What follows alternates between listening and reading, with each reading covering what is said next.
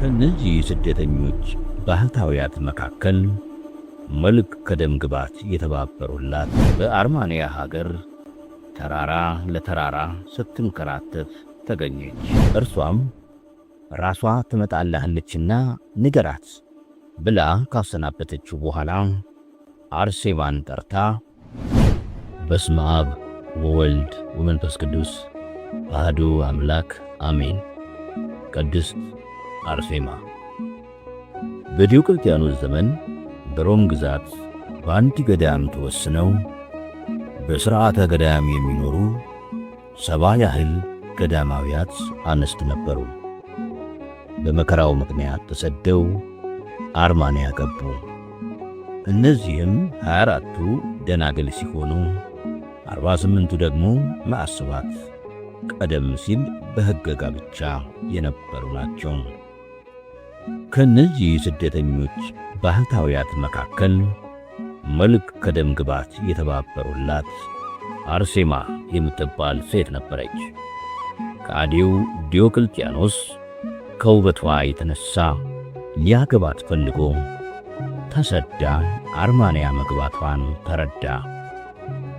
በአርማንያም ድርጣድስ የሚባል ንጉሥ ስለነበር አርሴማን አስፈልጎ ወደ እርሱ እንዲልክለት መልእክት አስተላለፈለት። ቅድስት አርሴማም ከነዚህ 72ቱ ቅዱሳት መናንያት አንስት ጋር በአርማንያ ሀገር ተራራ ለተራራ ስትንከራተት ተገኘች። እመምኔታቸው አጋታ ትባላለች። ንጉሡ ድርጣድስ መልኳን ባየ ጊዜ ለራሱ ተመኝቷት ይህችን መሰለች ቆንጆ እንዴት አሳልፌ ለሌላ ሰጣለሁ አለ። እመምኔቷን አጋታንም አስጠርቶ አርሴማን አባብለሽ ላኪልኝና አነግሣታለሁ አላት።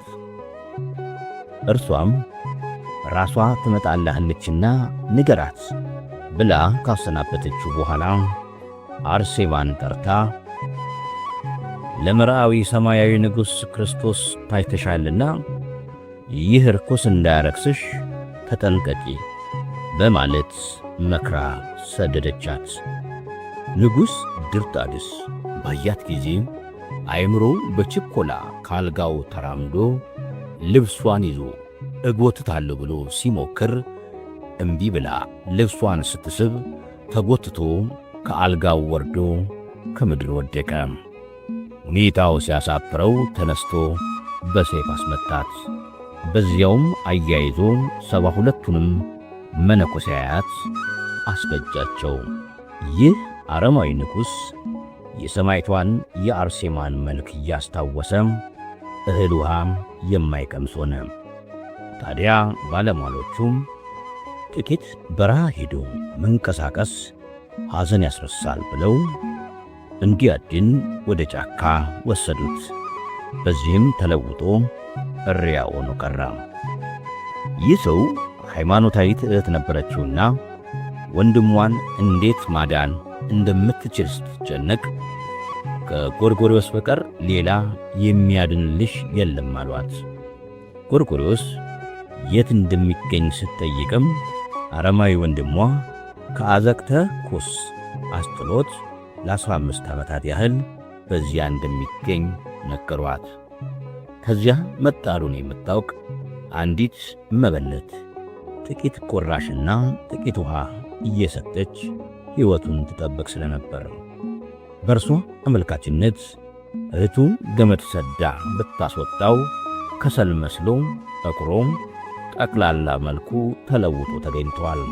ሴትዮዋም ወደ እርሱ ቀርባ እባክህ ወንድሜን አድንልኝ በማለት በለመነችው ጊዜ አስቀድማችሁ በዲዮቅልጥያኖስ አዋጅ በዚያ አካባቢ ያለቁትን አጽመ ሰማዕታትን አሳዩኝ አለ። ቢያሳዩት እንደ ዕንቁ ሲያበራ አገኘው። ያንንም የሰማዕታቱን አጥንት ሰብስቦ በሳጥን ካደረገ በኋላ ሴትየዋን ወንድምሽ ያለበትን ቦታ ታውቂያለሽን? አላት። እርሷም ና ላሳይ ብላ ወዳለበት መርታ ወሰደችው።